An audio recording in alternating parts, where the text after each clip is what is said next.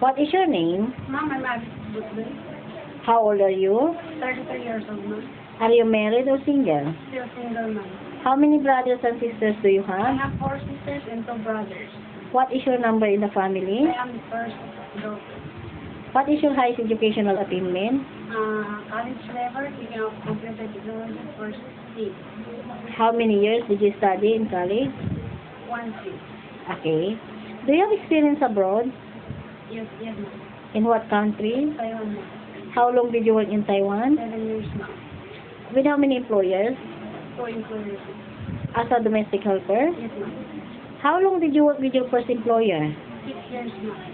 How about the second employer? 1 year, ma'am. What is the reason why you only work for 1 year with your second employer? Patients died. Okay.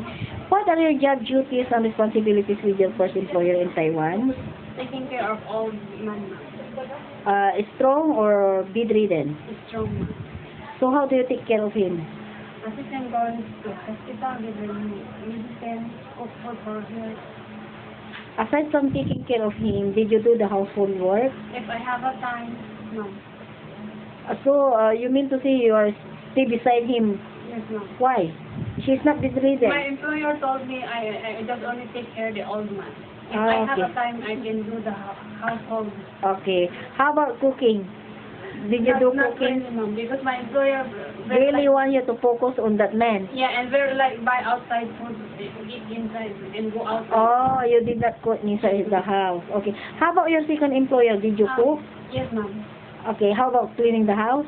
Yes, ma'am. Okay. How old is the old woman? Woman or man? Man, ma'am. How old is the old man? 50 years old, ma'am. Bedridden. Yes, ma'am. So after 1 year, she passed away. Yes, ma'am. Okay.